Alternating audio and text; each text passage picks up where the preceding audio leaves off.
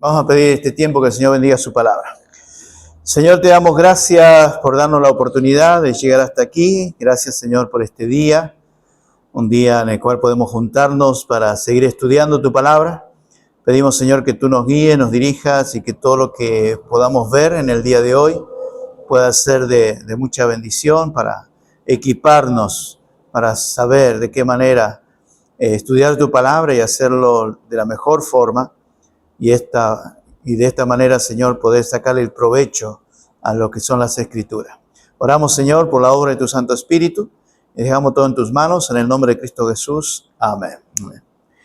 Bien, retomamos de donde dejamos el otro día la revelación general y estábamos hablando acerca de esto. Entonces, cuando hablamos de la revelación general, estuvimos hablando de tres cosas importantes: cómo Dios se reveló al hombre, ¿verdad? En primer lugar dijimos que Dios se reveló al hombre a través de la naturaleza.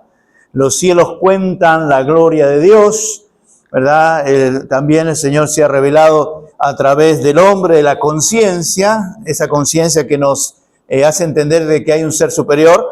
Por eso decíamos que la necesidad de las personas es querer adorar a alguien, ¿verdad? Adorar a algo. Y es esa necesidad que Dios ha puesto en nosotros para poder adorarlo a Él como nuestro Dios. Y por último hablábamos acerca de la historia, ¿verdad? De la historia, hablar del antes de Cristo, después de Cristo, hablar de la historia, todos los sucesos y acontecimientos que podemos estudiar y ver, ¿verdad? Aún lugares que todavía existen hasta el día de hoy, y hay otros lugares que de repente están como ruinas, pero son lugares que nos hablan de que todo lo que la Escritura va diciendo sencillamente son lugares comprobables, ¿verdad?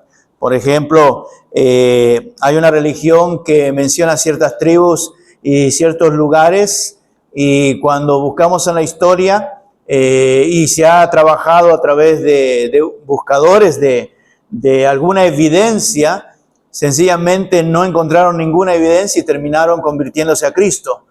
¿Por qué? Porque todo lo que decía su religión, todos los lugares y tribus que mencionaban nunca existieron y no hay una evidencia de que haya existido.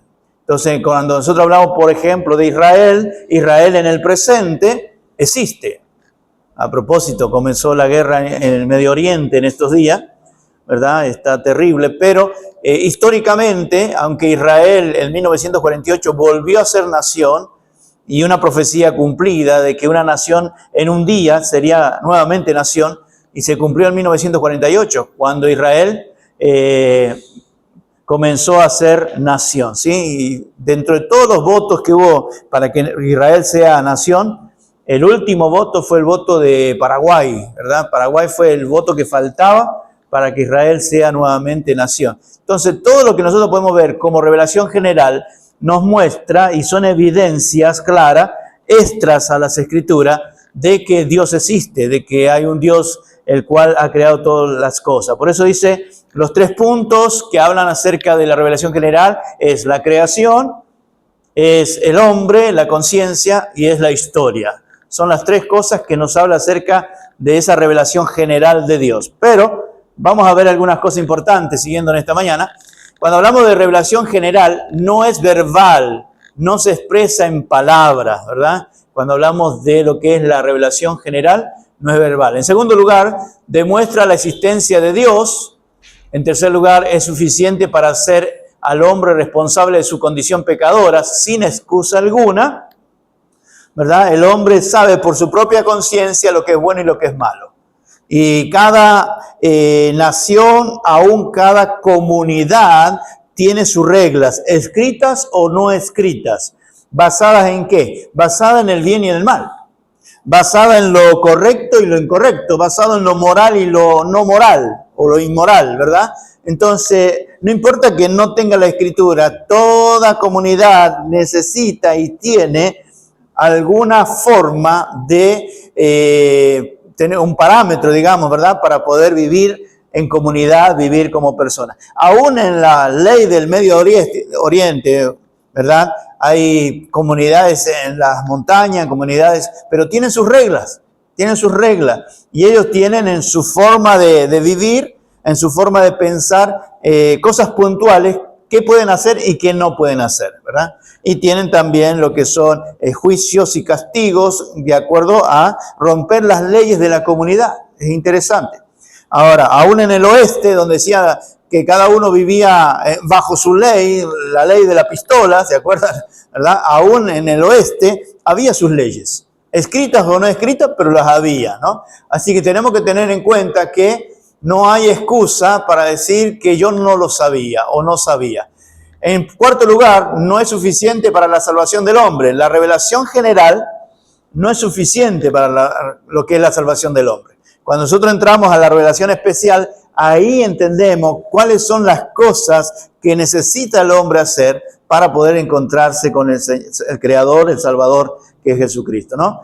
En quinto lugar, aunque sin detrimento de sí misma, da lugar a la controversia, es decir, puede ser discutida. Cuando nosotros hablamos de revelación general, se discute. Por ejemplo, la existencia de Dios. Cuando hablamos de la existencia de Dios, nosotros decimos, los cielos cuentan la gloria de Dios, pero los cielos cuentan la gloria de Dios es un versículo de la Biblia, por lo cual no es revelación general, sino revelación especial. Pero si quitamos el versículo y analizamos la creación, uno puede decir, ¿cómo es tan perfecto todo en su lugar? Anoche se vio, ¿verdad?, en diferentes lugares del mundo, lo que es la alineación de 6 planetas. Algo extraordinario, o sea, un suceso cada miles y miles de años. Y anoche, 28 de febrero, se vio lo que son 6 planetas en alineación. Algo tremendo, ¿verdad? Entonces, cuando uno analiza eso, ¿cómo es posible de la alineación de los planetas? ¿Cómo es posible que los planetas, cada uno tenga su órbita? ¿Cómo es posible que la Tierra viaje a una velocidad extraordinaria de rotación y traslación y nosotros ni nos damos cuenta? ¿Verdad? Y nosotros decimos, wow, salió el sol y se puso el sol. Pero realmente, ¿qué fue lo que ocurrió? Realmente es el giro, la rotación de la Tierra alrededor del sol, ¿no? Entonces, ver cómo cada cosa tiene su lugar específico. Por ejemplo, hablando de revelación general, pensando en lo que es la creación. Si nosotros tuviéramos 1 grado más alejado del sol, nos moriríamos congelados. Y si tuviéramos algunos grados más cerca del sol, nos moriríamos quemados. O sea, cómo cada cosa está en su lugar, ¿verdad? ¿Por qué no creemos en la existencia de vida en algunos planetas, ¿verdad? Sencillamente, ¿por qué? Porque las condiciones no están dadas para la supervivencia del ser humano o de lo que es la criatura. Imagínense hablar de esos planetas de Plutón, si bien Urano al final se terminó poniendo como una luna, ¿verdad? O alguna masa que le cambiaron el nombre y le sacaron la característica o la posición de planeta. Pero en esos lugares no hay forma de vivir. ¿Por qué? Por el frío. Y si vamos para los planetas que están más cerca del Sol, como Venus, Mercurio, es imposible vivir el ser humano. ¿Por qué? Por causa del calor. Así que la Tierra, en tercer lugar, en la ubicación, la Tierra está en el lugar exacto, correcto, para la vida. Y esto estamos hablando solamente de revelación general, sin poner la Biblia en este momento. Entonces, cuando nosotros vemos estas cosas, que se puede discutir la existencia de Dios, y sí, hay muchos argumentos en contra de la existencia de Dios, pero también tenemos muchos argumentos para demostrar que tiene que haber un Dios. O sea, no es casualidad que la Tierra esté donde está. No es casualidad. Y no es casualidad que la Tierra tenga su inclinación y que la Tierra gira de tal forma, de tal manera, y que nunca los planetas se choquen entre sí. No es casualidad que la cúpula que tiene la Tierra tenga la capacidad de destruir la mayoría de los meteoros y piedras que caen del cielo, del espacio. O sea, eso no es casualidad.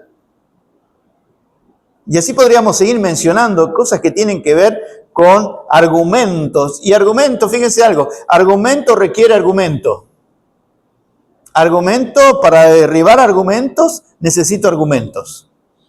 ¿Y cuál es el problema con los argumentos? Muchas veces hay, en la apologética hay algo que se llama argumento, ¿verdad?, circular. ¿Y qué es argumento circular? Es que no nos ponemos de acuerdo porque yo tengo un argumento y tú el otro. ¿Y eso qué hace? No permite que ninguno de los dos salga del argumento. ¿no? Ahora necesitamos, y la palabra de Dios es suficiente, pero necesitamos conocer, ¿verdad?, muchas cosas que nos pueden ayudar para argumentar y poder demostrar que no puede ser que todo lo que existe aquí en la tierra sea fruto de una explosión, sea fruto de una evolución. Por ejemplo, si usted, como le decía el otro día, usted sale a la calle y encuentra algo como esto, usted dirá, bueno, eso se creó a sí mismo, se creó solo. ¿Usted me va a creer eso? No, usted dice, bueno, tiene que haber habido un diseñador, tiene que haber habido peritos ahí que investiguen, que sepan cómo funciona cada comando. Yo le digo algo, sé usar el celular, pero no sé cómo funciona. Cada comando que tiene en la tarjeta, cada comando que tiene, o sea, no sé cómo funciona. Sé usarlo, pero no sé cómo funciona. Ahora, sí sé que hay gente que sabe cómo funciona, porque es la gente que lo ha hecho. De la misma manera, ver la perfección de la tierra y decir que eso no es fruto de un diseñador, de un creador. Y mirar solamente el cuerpo humano, cómo funciona cada cosa en su lugar, y no entender que hay un creador que es el que se tomó el tiempo de crear al hombre, de la perfección que es el cuerpo humano, de la sangre que corre por todo el cuerpo, que lleva su oxígeno, que lleva todas las cosas necesarias. O sea, hablando de lo que es la revelación general, nos hace entender que sí existe Dios y que sí hay un ser superior. Ahora, la revelación especial nos dirá cuál es el nombre y nos dará las características de él y todo lo demás. Seguimos. Por eso decimos que la revelación general, ¿verdad?, en el punto 4, no es suficiente para la salvación del hombre.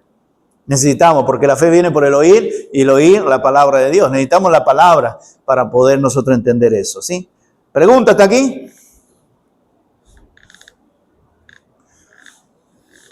La revelación general da a conocer a Dios a través de sus obras, a través de lo que ha hecho, al mirarnos nosotros o al mirar su creación.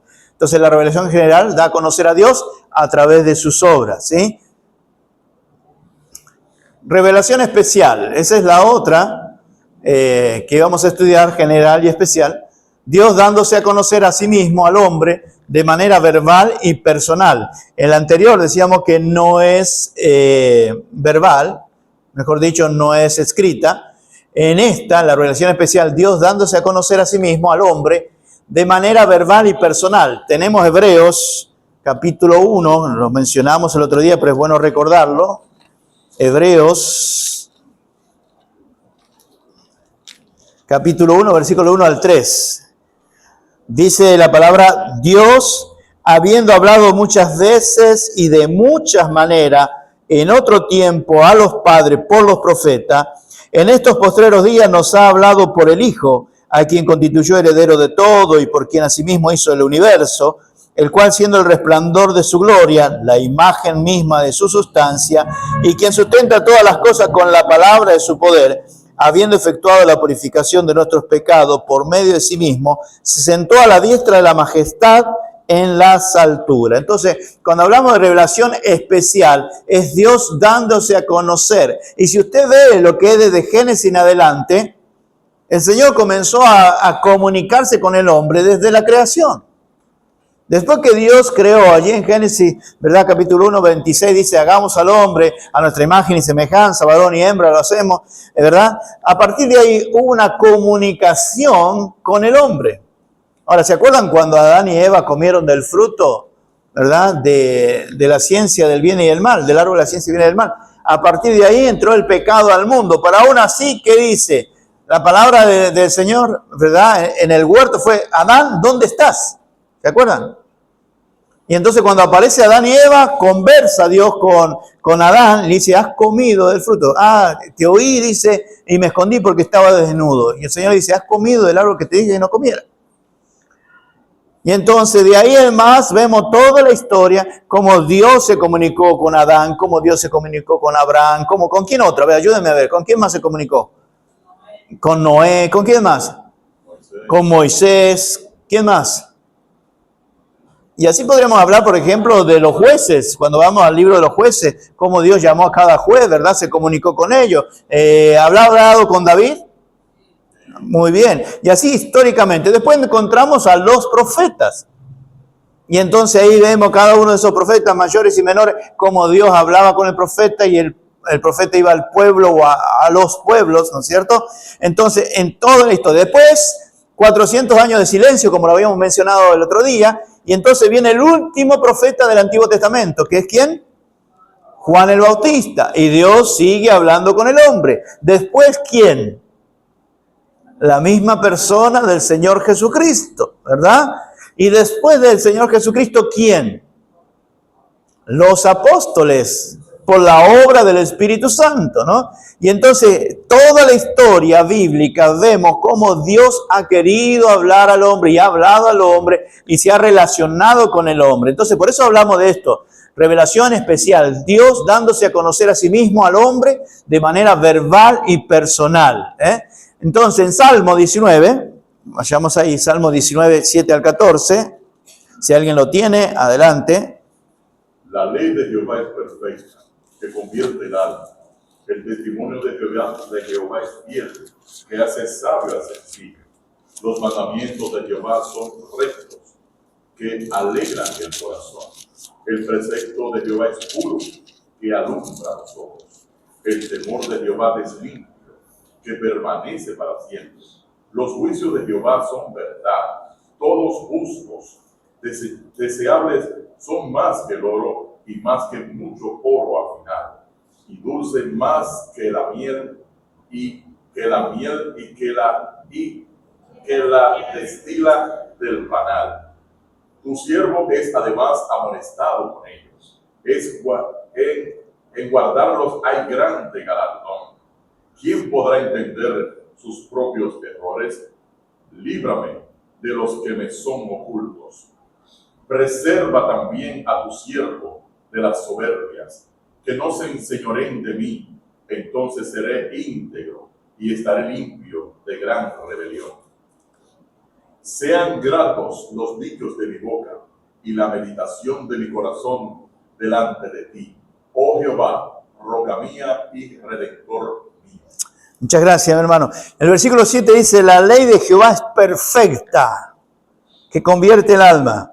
El testimonio de Jehová es fiel, que hace sabio al sencillo. Cuando hablamos de la revelación especial, Dios queriéndose, ¿verdad?, comunicar con el hombre, relacionar con el hombre de una forma verbal, pero también personal. Si ustedes ven ahí, en el versículo 9 en adelante, habla algo de lo personal con Dios, ¿no es cierto? De lo que hace la palabra en él, de lo que hace por causa de la palabra. Entonces, eso es lo que nosotros tenemos que entender. Mis hermanos, Dios es creador del cielo y la tierra, pero Dios es un Dios personal que quiere comunicarse con nosotros. Lo ha hecho en toda la historia, como veíamos en Hebreo, pero todos los días quiere tener comunión con nosotros, quiere hablar con nosotros, quiere escucharnos a nosotros, quiere tener esa comunión constante. Y eso nos hace pensar, mis hermanos, es que como tenemos una revelación especial de Dios, para conocer a Dios, ¿qué tengo que hacer?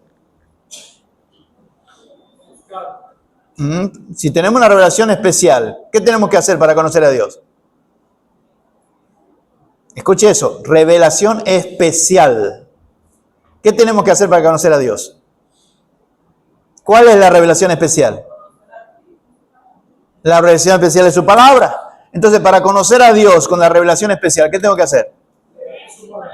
Leer su palabra, estudiar su palabra, meditar su palabra. Entonces, el hecho de tener la Biblia es, aparte de ser un milagro, ¿verdad? Poder tener lo que es palabra de Dios en nuestras manos. El hecho de tener la palabra de Dios es para poder conocer ese Dios que siempre quiso ser conocido. ¿Se acuerdan que le dije el otro día que había un movimiento que decía, sí, Dios creó el mundo, pero lo dejó al azar? No es el Dios de la Biblia. El Dios de la Biblia es el Dios que se da a conocer a sí mismo al hombre y quiere tener una relación personal con el hombre. Por eso que nosotros decimos, no somos una religión. Nosotros somos personas pecadoras que hemos comenzado una relación con Cristo. Una relación con Cristo. Y eso es lo que tenemos que tener bien claro, ¿sí? Ahora seguimos.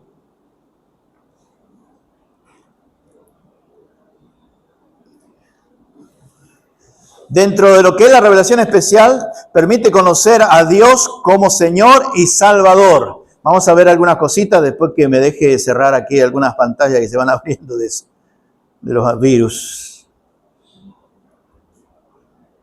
Ahí va. Entonces, la revelación especial permite conocer a Dios como Señor y Salvador. En primer lugar, punto 1, es verbal, hablada o escrita, ¿no es cierto? En el caso de algunos profetas, en el caso de Moisés, si ustedes notan, vamos al caso de Moisés para tener, como ustedes conocen bien lo que es la historia de Moisés, ¿verdad? Moisés subió al monte 40 días y ¿qué escuchó ahí?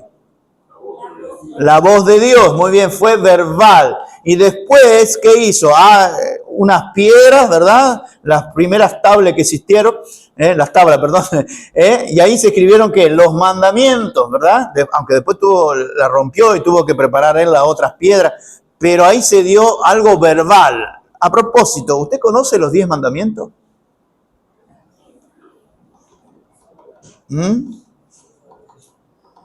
Quizás nos acordamos de algunos, por lo menos, ¿verdad? ¿De cuál usted se acuerda? A ver. Me acuerdo de dos que lo menciona. Ajá. No tendrá dioses ajenos. Ajá. No matarás, no robarás. No codiciarás la mujer de tu prójimo. Ajá.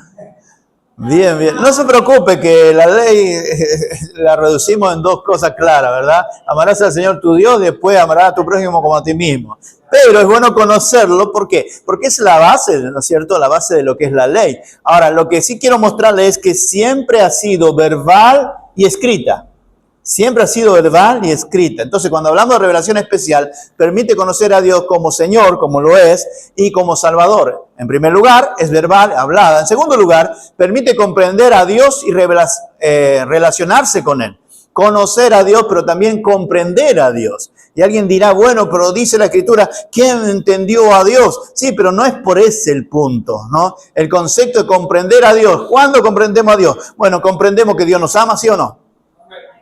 Comprendemos que Dios nos ama. Comprendemos que Dios nos amó tanto que envió a su Hijo. Comprendemos que la salvación es a través de su Hijo Jesucristo. Que ese es el plan que Dios diseñó para salvarnos a nosotros.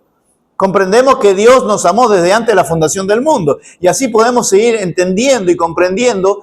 Pero dice ahí, permite comprender a Dios y relacionarse con Él. Qué maravilloso, queridos hermanos, que nosotros tenemos la capacidad, no por nosotros, por la gracia de Dios, ¿verdad? Por la obra de Cristo, de poder, como dice ahí, relacionarnos con Dios.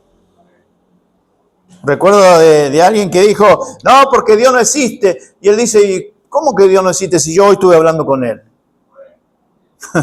Yo hoy estuve hablando con Él. Y esa es la comunión, ¿verdad? Ese es el concepto de relacionarse. Dios no es un Dios de religión. Dios no es un Dios de pared. Dios es un Dios que tiene que tener con nosotros una relación personal de hablarnos y nosotros hablarle, de hablarnos y nosotros obedecerle, ¿verdad? Esa relación personal de amigo, como decía el mismo Señor Jesucristo, ya no os llamaré siervos, sino os llamaré amigos, ¿se acuerdan? Entonces, esa relación que Dios quiere tener con nosotros, la pregunta es si nosotros queremos tenerla con Él. Pero Dios se reveló para que podamos conocerle, comprenderle y relacionarnos. En tercer lugar, responsabiliza al hombre personalmente de su pecado. Por ejemplo, dice en Romanos 3:23, usted se lo sabe de memoria, porque, a ver, ¿qué dice? Por cuanto todos pecaron y están destituidos de la gloria de Dios. Entonces, a través de la palabra de Dios nos hace responsable de realmente lo que somos. ¿Qué somos? Pecadores, ¿verdad? Por eso dice en Romanos 5:8, mas Dios muestra su amor para con nosotros en que siendo aún pecadores. Esa es la condición, ¿verdad? Esa es la condición. Yo hablaba con alguien estos días y me decía que yo no he matado a nadie, yo no he hecho cosas graves. Y sí, pero aún así somos pecadores. O sea, eso es lo que enseña las Escrituras. Entonces, vemos ahí que nos responsabiliza al hombre personalmente de su pecado. Acuérdense que el Espíritu Santo con su palabra es la que convence al hombre de 3 cosas. Pecado. Wow, tan filoso hoy. Muy bien, mis hermanos. Seguimos. Punto 4. Es absolutamente suficiente para la salvación del hombre. Es decir, la revelación especial es suficiente para la salvación. Acuérdense que la revelación general no es suficiente.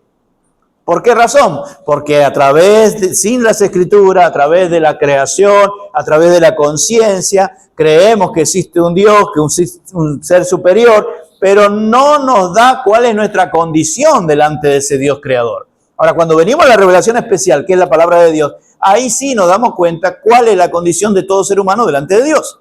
Por eso decimos que la revelación especial es suficiente, o es absolutamente suficiente, para la salvación del hombre. Por ejemplo, ¿dónde usted aprendió que era pecador? Por lo que dice la Biblia. ¿Dónde usted aprendió cuál es la paga del pecado? En la Biblia. ¿Dónde usted aprendió cómo ser salvo? En la Biblia. ¿Se da cuenta? Entonces, la revelación especial es absolutamente suficiente para que nosotros podamos encontrar la salvación. Punto 5. Exige una de dos respuestas. ¿Sí o no? No da lugar a un término medio. Es aceptar o rechazar a Dios. Punto. ¿Verdad?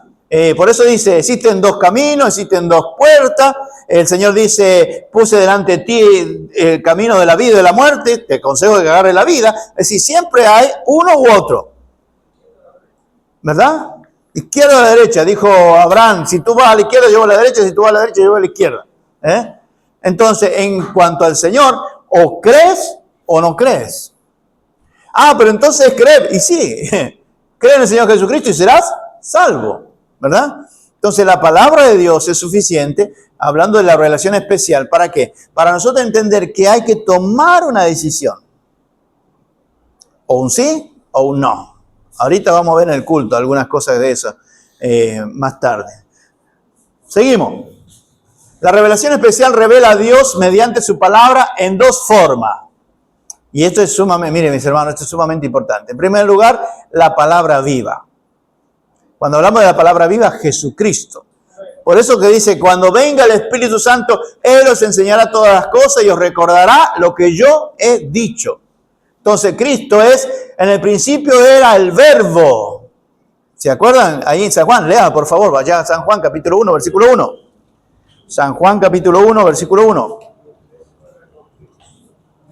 En una versión por ahí dice, en el principio era la palabra. ¿Se acuerda? A lo que le entienda. Pero no está errado en el concepto. En el principio era el logos. Esa es la palabra griega. En el principio era el logos, ¿verdad? Entonces, leemos, ¿qué dice? San Juan 1:1. En el principio era el verbo, y el verbo era con Dios, y el verbo era Dios. No se lleve a aquellos que hablan de verbo y sustantivo, La Escritura dice es el logos, ¿verdad? Es la palabra. Entonces, Cristo es la palabra viva. Y en segundo lugar, la palabra escrita es lo que nosotros tenemos, la Biblia. De Génesis a Apocalipsis es la revelación, el canon completo, los 66 libros de la Biblia, ¿verdad? Que es palabra de Dios. Así que tanto Cristo es la palabra viva, como también la Escritura, la Biblia, es la palabra del Señor. Entonces, cuando hablamos de revelación especial, dice, Dios habiendo hablado muchas veces de muchas maneras, ahora nos ha hablado por el Hijo. ¿Por qué nos ha hablado por el Hijo? Porque el Hijo es la palabra viva, en primer lugar. Y entonces el Hijo nos ha dejado, ¿qué? Las Escrituras. ¿A través de qué? De la obra del Santo Espíritu, inspirando, ¿verdad? Para poder recibir lo que hoy tenemos como la palabra de Dios completa. Absolutamente palabra divina. ¿Seguimos? La palabra de Dios es la revelación especial en dos formas. Dijimos, en primer lugar, la palabra de Dios encarnada, Jesucristo personal y vivo. Vamos a leer algunos versículos en Juan 1, 14 y 18, Juan 14, 8 y 9, y Hebreos 1, del 1 al 3, que ya lo leímos. Pero vayamos ahí a San Juan capítulo 1, versículo 14 y 18. Vamos, a ver, adelante. Adelante. Y aquel verbo fue hecho carne y habitó entre nosotros. Vimos su gloria como del unigénito del Padre, lleno de gracia y de verdad. Juan dio testimonio de él y clamó diciendo, este es de quien yo decía, el que viene después de mí es antes de mí, porque era primero que yo. El 18 ahora. 18. A Dios nadie le vio jamás. Él el unigénito Hijo que está en el seno del Padre, Él le ha dado a conocer. Muy bien. Entonces, dice que ese verbo fue hecho carne, ¿no? Por eso hablamos de la palabra de Dios encarnada, Jesucristo personal y vivo, ¿no? También tenemos el 14, 8 y 9. San Juan 14, versículo 8 y 9. Felipe le dijo, Señor, muéstranos el Padre y nos basta. Jesús le dijo, tanto tiempo hace que estoy con vosotros y no me has conocido, Felipe. El que me ha visto a mí, ha visto al Padre. ¿Cómo pues dices tú, muéstranos al Padre? Muy bien. Entonces, el Señor, en el caso de, por ejemplo, de Colosenses, nos dice, Él es la imagen, ¿verdad?, visible del Dios invisible, ¿no? Él se hizo carne y Él vivió aquí, y cuando Felipe le dice, muéstranos al Padre y no basta, voy al Padre, está bien, muéstranos al Padre y no basta. Tanto tiempo hace que estoy con vosotros y todavía no me conocéis, Felipe. El que me ha visto a mí, ha visto al Padre. ¿Por qué? Porque el Hijo de Dios vino y se encarnó y habitó entre nosotros, como dice San Juan, ¿verdad? Y Él es la palabra encarnada. También tenemos Hebreos 1, 1 al 3, que ya lo mencionamos, ¿verdad? Dios habiendo hablado muchas veces, de muchas maneras, en estos posteriores tiempos, el Señor nos ha hablado por el Hijo, ¿no? La palabra de Dios escrita, la Biblia, ahí es un versículo que usted tiene que sabérselo de memoria. Póngase de pie y vamos a decirlo de memoria. Póngase de pie que vamos a decir este versículo de memoria. Segunda de Timoteo, capítulo 3, versículo 16. ¿Listo? ¿Estamos listos? Vamos a ver. ¿Cómo comienza? Toda la escritura es inspirada por Dios. Muy bien. Y útil para enseñar, para redarguir, para corregir, para instruir en justicia. Vamos al 17. A fin de que el hombre de Dios sea perfecto, Enteramente preparado ¿para qué? para toda buena obra. Excelente, muy bien, se sacaron un 10, muy bien, excelente. Ahora, ese versículo tenemos que saberlo, ¿por qué? Porque cuando hablamos de la palabra de Dios escrita, decimos que toda la escritura, y la palabra toda, ¿sabe lo que significa? Toda. Y alguno dirá, pero ahí hay palabra del diablo en la Biblia. ¿Sí o no? No hay palabra del diablo en la Biblia. El diablo no habló en las escrituras. No le dijo al Señor, no, tírate, porque el Señor mandará a sus ángeles para que tus pies... ¿No están las palabras de Satanás también ahí? Y entonces, lo que pasa es que el Señor en su santa y bendita voluntad, por la obra del Espíritu Santo, permitió cosas para que nosotros entendiéramos, ¿verdad?, cuál es el plan de Dios, el diseño de Dios, los enemigos del Señor y cómo enfrentar a cada uno de ellos. Entonces, hay palabras, bueno, para que usted no me malinterprete, ¿verdad?, porque me va a ver con los ojos grandotes. No es que en la Biblia hay palabra del diablo como inspirada, no, simplemente que en la inspiración el Señor permitió ver y escucharlo para saber cómo actúa, cómo obra y cómo quiere engañarnos. Usted va a la serpiente en Génesis, ¿habló la serpiente? ¿Verdad? ¿Habló? Lo primero dijo, con que Dios os ha dicho. ¿Con qué Dios os ha dicho? Ahora, el Señor lo permitió ¿para qué? Para que nosotros aprendamos, conozcamos a nuestro enemigo y sepamos de qué manera actúa y cómo nosotros poder vencerle, ¿verdad? Por ejemplo, vamos a varios pasajes de la Escritura, vamos a encontrar a reyes no cristianos hablando. Por ejemplo, Nabucodonosor, ¿verdad? Y así podemos encontrar a Darío de Persia y cuántos otros. Pero el Señor tuvo, ¿verdad?, el cuidado a través de la obra del Espíritu Santo, que eso esté ahí, pero no de una forma negativa, sino de una forma que nos haga entender la manera y la forma que actúa el enemigo y cómo nosotros podemos vencer y de qué cosas tenemos que cuidarnos, ¿sí? Entonces, toda la Escritura es inspirada por Dios. Todo lo que el Señor quería que esté, está ahí. Ahora, cuando hay cosas que usted pregunta y no está aquí, lo revelado es nuestro, ¿verdad? Y lo que no está revelado es del Señor, ¿verdad? Entonces, eso es importante, que un día, cuando estemos con el Señor cara a cara, vamos a conocer muchas cosas que hoy no conocemos o no entendemos quizás el propósito. Pero el Señor, en su santa y bendita voluntad, en su momento lo va a mostrar. Así que la palabra de Dios encarnada, Jesucristo, ahí están los pasajes, y la palabra de Dios escrita, la Biblia, ¿verdad? Toda la escritura inspirada por Dios y útil para esas 4 cosas. Enseñar, redarguir, corregir e instruir en justicia. Seguimos. La revelación especial es suficiente. Todo cuanto necesitamos saber acerca de Dios y del hombre está en la Biblia. Es decir, todo lo que usted necesita saber acerca de Dios está ahí.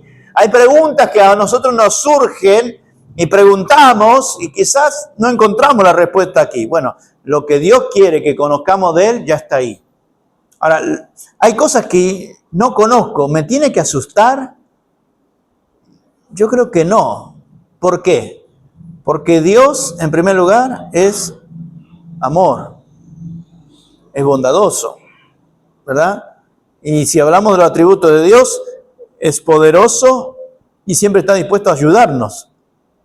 Si hablamos de su omnisciencia, ¿verdad? Es ver a Dios que conoce todo mi ser, mis intenciones, todo lo que hay en mi corazón. Y todo lo que Dios ha hecho, ¿verdad? Lo ha hecho en favor nuestro. ¿Se acuerdan cuando vino el joven rico y le dijo, maestro bueno? ¿Se acuerdan? ¿Y qué le dijo el Señor? Bueno hay uno solo. ¿Y ese bueno quién es? Es Dios. Así que lo que yo no conozco de Dios no tiene que asustarme. ¿Por qué? Porque no va a cambiar. Dios no cambia. Lo vimos en Santiago capítulo 1, 17. ¿Verdad? En Dios no hay mudanza ni sombra de variación. Dios no cambia. Y Dios es bueno. Así que si hay alguna cosa, porque a veces preguntamos, ¿y qué vamos a hacer en el cielo? ¿No se ha preguntado alguna vez? ¿Qué vamos a hacer en el cielo? Bueno, yo no sé tantas cosas, algunas cositas las sé por lo que dice la Escritura, pero más allá de ahí, lo que yo sé es que Dios es bueno y que dice que disfrutemos de su herencia con Él. O sea, hay muchos detalles, y vamos a estar todo el día así, vamos a estar bueno, déjeme decirle, en el cielo no hay días ni noches, es eternidad, ¿verdad? Es eternidad. Entonces, y no nos vamos a cansar. Bueno, usted quizá piensa aquí, porque usted aquí sí se cansa, ¿verdad? Pensamos humanamente, acá usted sí se cansa, pero imagínese cuando usted tenga un cuerpo glorificado. Cristo las primicias de la resurrección. Después vamos nosotros a tener un cuerpo como el Señor. Alguien dijo, no me nos va a alcanzar la eternidad para conocerlo al Señor. Y bueno, en la eternidad vamos a conocer más y más al Señor. Ahora, personalmente pienso que cuando lleguemos a la presencia del Señor, llegaremos en el estado perfecto y eterno. Y eso es maravilloso. Ahora, lo que usted aquí en la tierra no entienda, despreocúpese. Dios es bueno. Y Dios no cambia. Dios es inmutable. Seguimos. Dice, la revelación especial es suficiente. Todo cuanto necesitamos saber acerca de Dios y del hombre está en la tierra. A propósito, acerca del hombre, ¿sabemos todo?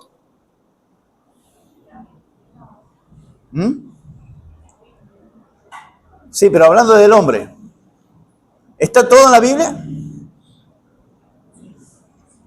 ¿De dónde salió el hombre? Vamos a responder las preguntas de los famosos filósofos de Grecia. ¿Quién soy? ¿De dónde vengo? ¿A dónde voy? La famosa pregunta. ¿Quién soy? ¿Puedo responder con la Biblia quién soy?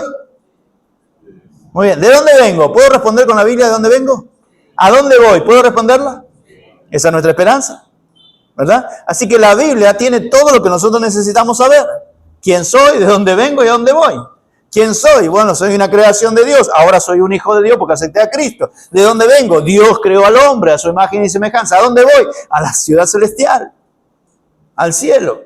Entonces, todas esas preguntas filosóficas que fueron en su tiempo grandes preguntas sin respuestas, como ¿qué fue primero, si la gallina o el huevo? La palabra de Dios no dice, en el principio creó Dios todos los animales. No dice, no creó todos los huevos. No, los animales. Entonces, ¿qué fue primero? La gallina. ¿Se da cuenta? Entonces, por eso es maravillosa las Escrituras. Hermano, yo quiero que nos enamoremos de las Escrituras. Hay que enamorarse de su palabra. La Biblia es la revelación progresiva de Dios mismo, reservada en forma escrita. Revelación progresiva. ¿Hasta cuándo? ¿Hasta cuándo fue progresiva? Hasta que se completó el canon. ¿Verdad? Progresiva. Fue progresiva. ¿Cuál es la idea de progresiva? Revelación progresiva. Hoy te doy un chin, mañana otro chin, pasado otro chin. Eso es lo que hizo el Señor en toda la historia. ¿Por qué? Porque el hombre en el principio no necesitaba conocer todo el plan de Dios, ¿verdad? Y a medida que fue el plan de Dios con Adán y Eva, con Abraham, con Jacob, con el pueblo de Israel, o sea, Dios fue revelando cada cosa hasta que llegó a revelar lo que hoy nosotros conocemos, la iglesia. Y nos ha revelado lo que viene, ¿verdad? En favor de la iglesia, en contra del impío, ¿verdad? En favor de Israel, o sea, todo lo que viene con respecto. Dios lo ha revelado progresivamente, pero ya el canon se completó. Así que, ¿hay más revelaciones? Ni con una piedra va a tener más revelaciones hoy día. Ya Dios todo lo que quería revelar ya lo reveló, pero fue de una forma progresiva, porque yo no puedo hablar de que el éxodo fue para la iglesia, aunque a veces vemos cierto éxodo en la iglesia, pero el éxodo no fue para la iglesia, fue para el pueblo de Israel, no tiene nada que ver con la iglesia, ¿se da cuenta? Entonces, eso es importante que usted lo sepa, la Biblia es la revelación progresiva de Dios mismo, preservada en forma escrita. ¿Por qué preservada? ¿Sabe cuánta gente ha querido destruir la palabra de Dios? ¿Cuánta gente ha querido destruir los escritos? Y Dios se ha ocupado de preservar los famosos macabeos, ¿verdad? Que uno dice, el libro de Macabeo. No, los macabeos. Los macabeos. Fue un grupo muy fuerte que cuidó las escrituras. Cuando ciudades de Israel fueron conquistadas, hubo muchos de los levitas que huían al desierto, transcribían los escritos y escondían los escritos para preservarla. Dios tenía su forma y su manera y lo ha tenido en toda la historia. La preservación, cielo y tierra van a pasar, pero mi palabra no pasará. Seguimos. ¿Estamos bien hasta ahí? Vamos a una palabra importante, inspiración. Nosotros lo decíamos recién en el versículo, toda la escritura es inspirada por Dios, ¿verdad? Entonces vamos a ver, significa inspirada, dada por el aliento de Dios. Soplo, el soplo de Dios, ¿verdad? Originada en Dios. Y se refiere a la preservación del contenido de la revelación que Dios hace de sí mismo en una forma escrita. El énfasis de la doctrina ortodoxa acerca de la Biblia es, lo vamos a ver ahora, pero el concepto es, Dios inspiró su palabra. El aliento de Dios, el soplo de Dios. Y decíamos el otro día, es un milagro nosotros poder tener toda la palabra de Dios a pesar de los hombres imperfectos. Y ahí está el cuidado de Dios que al escribir solo se escriba, ¿verdad?, lo que es palabra de Dios. Con la dificultad del ser humano imperfecto, pecador, aún así el Espíritu Santo cuidó de que solo tengamos la palabra de Dios. Es un milagro. Ahora seguimos. La última parte dice, el énfasis de la doctrina ortodoxa acerca de la Biblia es, A, la Biblia es de origen divino, palabras de Dios. De eso tiene que estar claro. B, a través de agentes humanos, guiado por el Espíritu Santo, sin menoscabo de la personalidad de cada uno de los escritores. Por ejemplo, si usted va a Primera de Juan, ¿qué notamos ahí? También puede ir al Evangelio de Juan, ¿verdad? Notamos la forma en la que escribe, pero vemos su personalidad en los escritos, ¿verdad?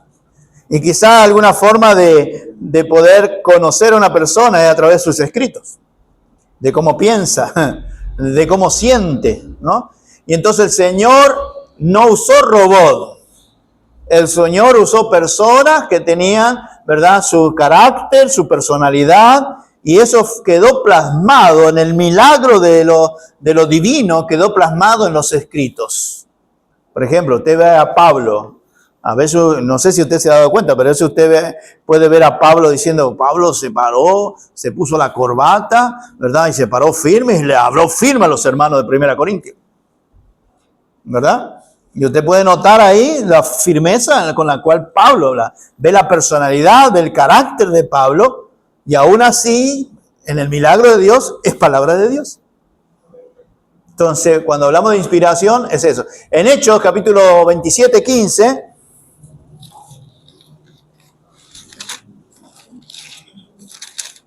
Hechos 27, 15,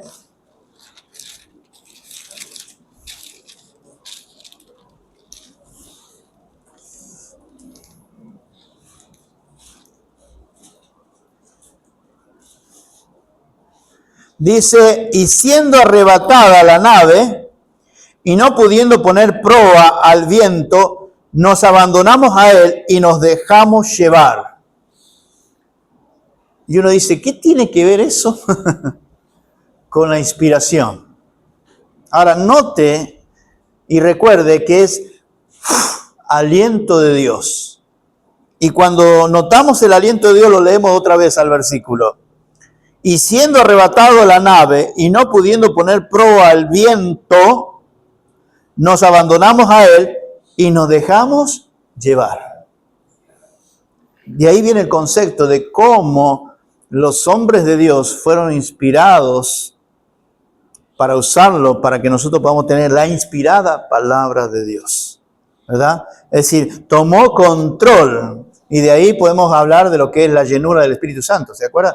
Cuando dejamos el control al Señor. Y el Señor hizo ese milagro de tomar el control, como el viento tomaba el control de una nave, y dice, nos abandonamos a ella. ¿Qué significa eso? Nosotros no podemos pelear contra el viento, ¿verdad? ¿Para dónde que va el viento? ¿Para allá? Vamos para allá. O sea, vamos para allá. Entonces se abandonaron, es decir, se pusieron debajo, ¿verdad?, del poder del viento, de la capacidad del viento, se pusieron debajo. Y de la misma manera, hablando de los escritores, ellos se pusieron debajo de ¿qué? Del Espíritu Santo, para ser guiados conforme al Espíritu Santo quería que nosotros hoy pudiésemos tener las Escrituras. Seguimos. Después dice ahí, el Espíritu Santo supervisó la totalidad del procedimiento, ¿verdad? El Espíritu Santo supervisó. Segunda de Pedro 1, 20 y 21, vayamos ahí. Segunda de Pedro, capítulo 1, 20 al 21.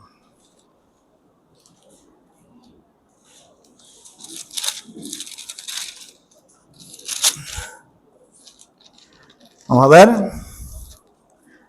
Entendiendo primero esto, que ninguna profecía de la Escritura es interpretación privada, porque nunca la profecía fue traída por voluntad humana, sino que los santos hombres de Dios hablaron siendo inspirados por el Espíritu Santo. Muy bien, hay varios detalles ahí en ese versículo. El Espíritu Santo supervisó la totalidad, dice que la interpretación no es privada, y luego dice, porque nunca la profecía fue traída por voluntad humana, no es que dijo, voy a escribir un libro de la palabra de Dios, no. Nunca fue por voluntad humana, porque alguien se lo propuso, sino que los santos hombres de Dios fueron llevados por el Espíritu Santo, fueron llevados, fueron inspirados, que es el término que usa, por el Espíritu Santo. Ellos se subordinaron al Espíritu Santo. Y subordinado al Espíritu Santo, el Espíritu Santo tuvo cuidado de cada cosa que se escribió, que sea conforme a las Escrituras. Hay algunas cartas que no aparecen y uno pregunta, ¿y por qué no aparecen? Nos hubiese gustado tener la otra carta que mandó Pablo a los de Primera Corintios, a los de Corinto, ¿verdad? Porque tenemos primera y segunda, pero nos gustaría saber qué decía la otra carta. Bueno, quizás Pablo tenía algún punto, quizás que quería tratar con la iglesia, pero el Espíritu Santo se encargó de que no esté. Como otras cartas escritas a Tesalónica y a otros, el Espíritu Santo se encargó que no esté. Ahora, ¿qué sí dejó el Espíritu Santo? Lo que es palabra de Dios. Y por eso nosotros tenemos todas las Escrituras como la revelación de la palabra de Dios. Revelación verbal, las palabras fueron inspiradas, no los escritores. Segunda de Timoteo 3:16, ya lo dijimos, toda la Escritura, En español, la palabra inspiración de repente nos hace pensar de un hombre con una guitarra y un lápiz y una hoja escribiendo, ¿verdad? Eso nos hace pensar en el español, pero no ese es el concepto. Lo que Dios inspiró fueron las Escrituras, no los autores. ¿Qué hizo con los autores? Primero los impulsó a escribir, pero tuvo la supervisión de que solo la palabra de Dios estuviera ahí. ¿Estamos hasta ahí? ¿Alguna pregunta?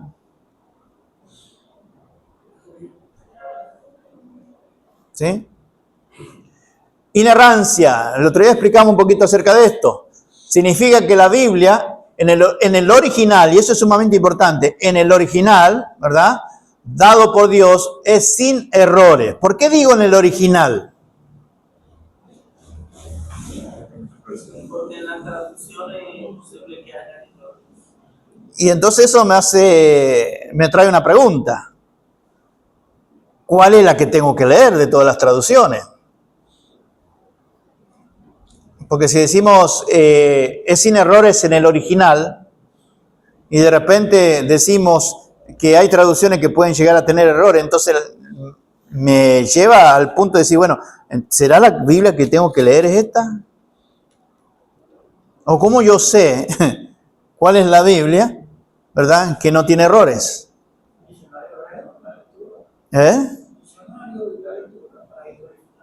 Porque ninguno de nosotros habla hebreo, ni arameo, ni griego. Entonces, ¿cómo hacemos?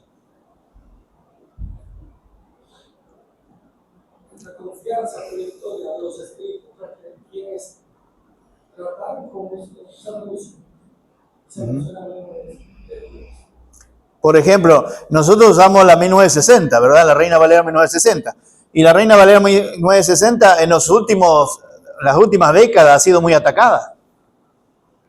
Y hay algunos que dicen, bueno, la mejor versión que tenemos hoy día es la NBI. Los americanos dicen la mejor versión de la Biblia es la King James, el rey Jacobo, ¿verdad? Y después salió Dios habla hoy, que realmente no es una versión, sino es una paráfrasis de la Biblia, ¿verdad? No es una versión. Y después está la del Dios viviente.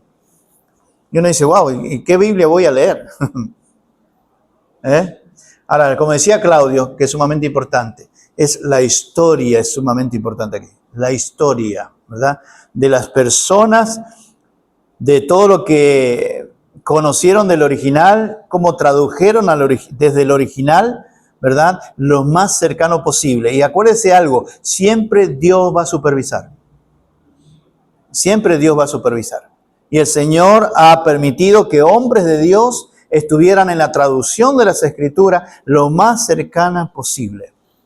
Y déjeme decirle que no es sencillo, no es fácil traducir.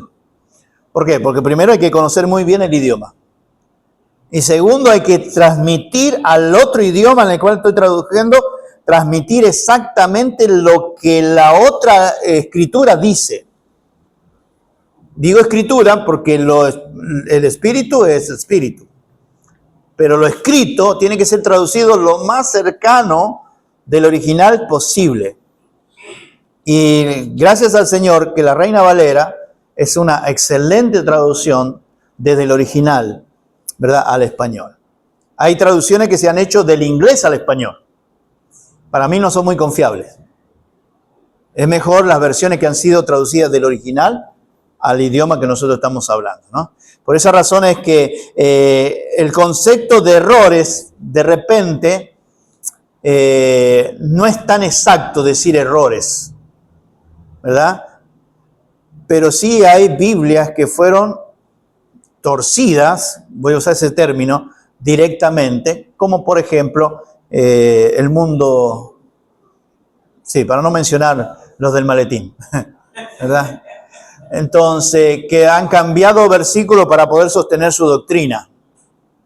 Pero, ¿qué buenas versiones le puedo decir? Bueno, versiones que le puedo decir es la que usamos aquí en la iglesia, la 1960, la 1909, Reina Valera 1909.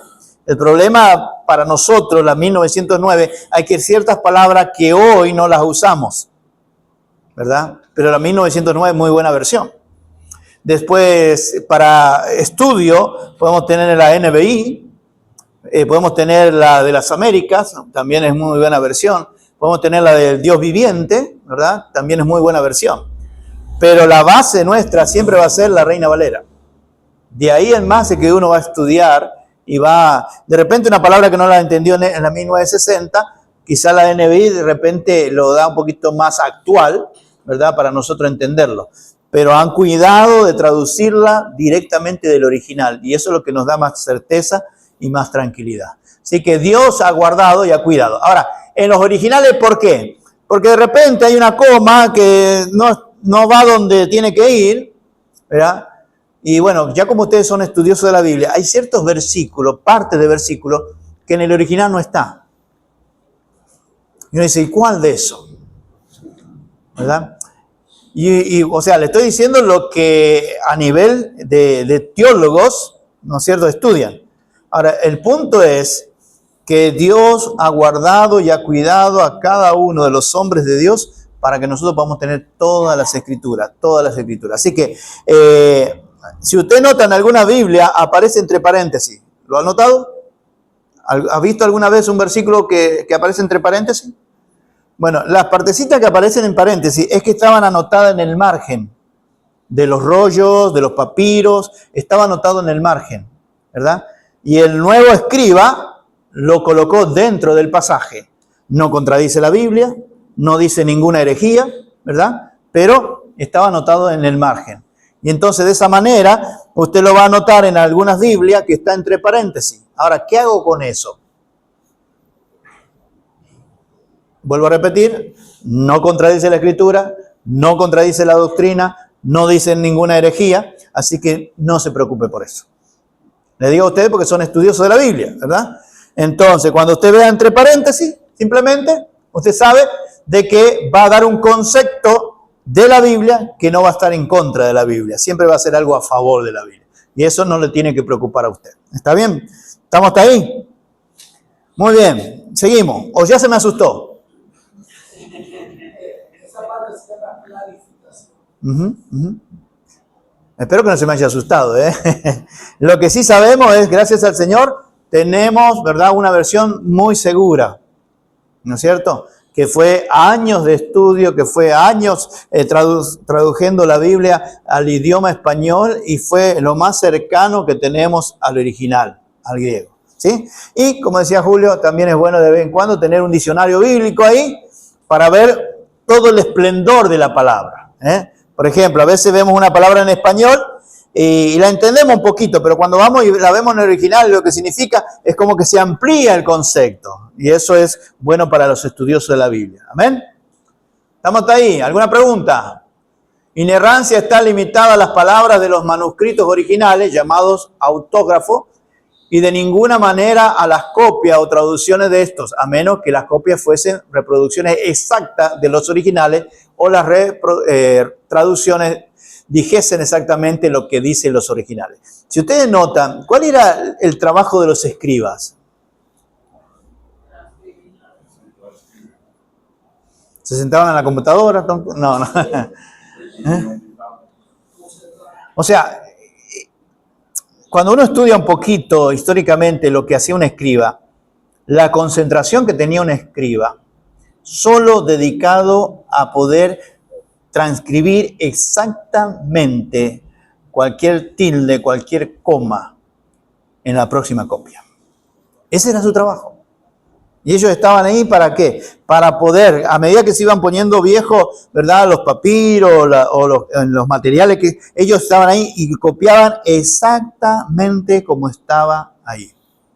Así que una copia vieja, una copia nueva, era algo exacto. Y por eso es que Dios fue cuidando la palabra de Dios que nos llegue hasta el día de hoy. La Biblia dice, carece de errores, es inerrable. Antes se usaba otra palabra, se usaba la palabra infalible, ¿verdad? Infalible. Pero con el crecer del idioma, se necesitó cambiar la palabra por inerrable, que no tiene errores, porque la palabra infalible dejó de ser infalible por el cambio del idioma, ¿se da cuenta? Entonces el cambio del idioma no sacó el concepto de una totalidad a algo parcial, por lo cual tuvo que cambiarse la palabra para tener más exacto y el concepto que es inerrable, ¿no? Porque es inspirada por Dios, como dice ahí, como la Biblia es la palabra de Dios, forzosamente tienes que ser sin errores. Si no fuera la palabra de Dios, si fuera solo nuestra, Entonces ahí sí pudiese tener errores, pero es palabra de Dios. Si usted acepta que la Biblia contiene errores, entonces para usted hay dos alternativas.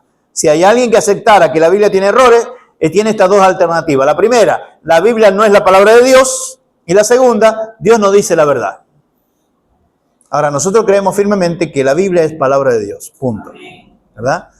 Pero esa es la realidad. Hay gente que dice, la Biblia contiene la palabra de Dios. Y si dice contiene la palabra de Dios, la pregunta es, ¿y lo otro qué es? ¿Y cómo yo sé? Si la contiene, ¿cómo yo sé cuál es palabra de Dios, cuál es palabra de hombre? Pero la Biblia no contiene la palabra de Dios, la Biblia es la palabra de Dios. Y eso tiene que estar claro en nosotros.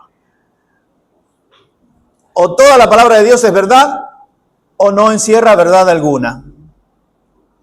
Ahora, ¿nosotros qué creemos? Que toda la Biblia es verdad. Como dijimos el otro día, el versículo de Salmo, ¿verdad? La suma de tu palabra es verdad. ¿Sí? Vamos al último. Autoridad. Estamos hablando de las Escrituras, la autoridad de la Biblia.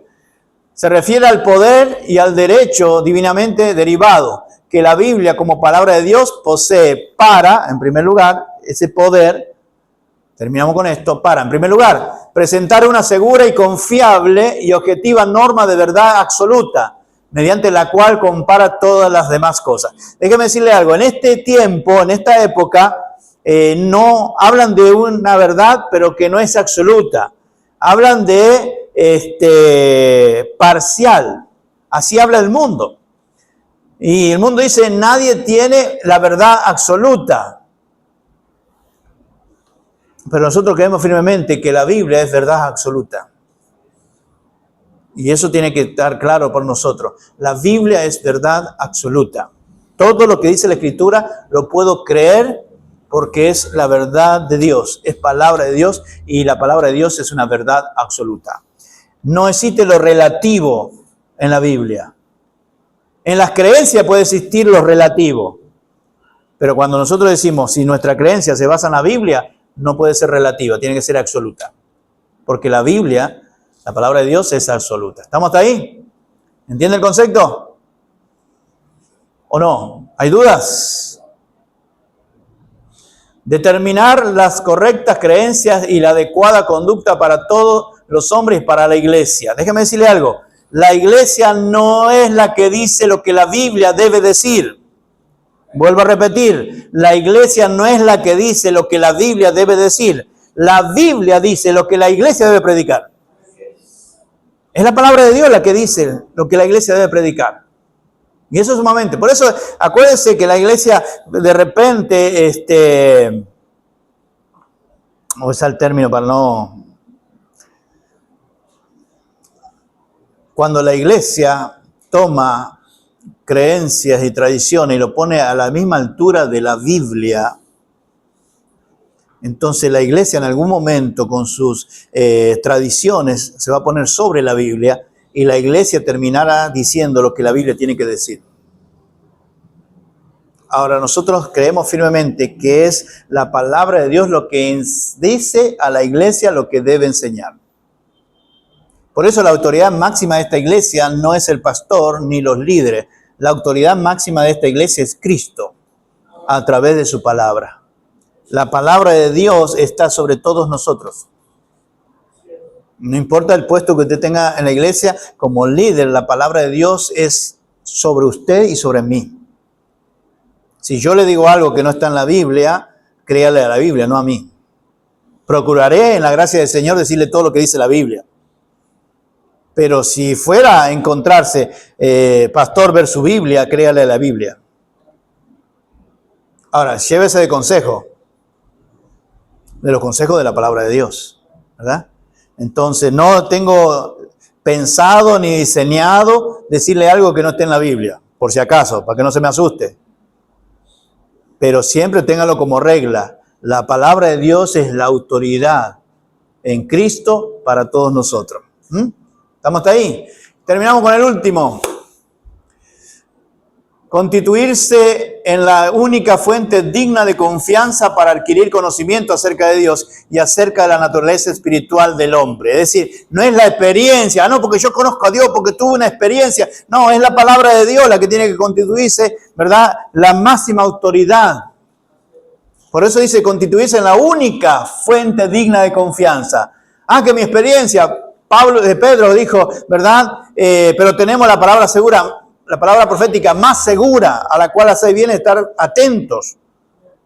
Si usted habla de Pedro, pudiese tener muchas experiencias, Pablo, y cuántos otros. Quizás usted mismo pueda tener alguna experiencia, pero sobre toda la experiencia es la palabra de Dios. La palabra profética más segura a la que hacer bien en estar atento. Y eso es sumamente importante para nosotros. Cuando usted piensa de esa manera y entiende de esa manera, va a entender que la única regla de autoridad sobre usted y sobre mí tiene que ser la palabra de Dios. Entonces, cualquier experiencia que usted quiera hablar, yo prefiero que usted hable de la palabra. Porque la palabra de Dios es la que tiene la autoridad sobre todo. Cristo es la cabeza de la iglesia y el Espíritu Santo tiene como ministerio enseñarnos todas las cosas y recordarnos lo que Cristo dijo. Así que una iglesia lejos de la Biblia es una religión. ¿Entiende ese concepto? Y nosotros no somos una religión. Nosotros somos hombres pecadores salvados por la gracia del Señor, que tenemos una relación personal con Cristo. Y nosotros no somos religión, somos la iglesia de Cristo. Una iglesia local, pero somos de Cristo. Entonces, ¿qué tiene autoridad sobre su vida? No, porque hay que hacerle caso al pastor. No, hágale caso a la Biblia. Que el pastor le diga lo que la Biblia dice que usted tiene que hacer, hágalo, porque es la Biblia. Pero la autoridad máxima es la palabra. Y vuelvo a repetir, terminando en esta mañana, no se me asuste, porque mi meta y mi propósito no es enseñarle nada que no esté aquí. Pero esta es la autoridad máxima. Cristo, a través del Espíritu Santo, es la autoridad máxima para la iglesia. Ame la palabra, crea la palabra, viva la palabra para que pueda enseñarla. Amén. Oramos.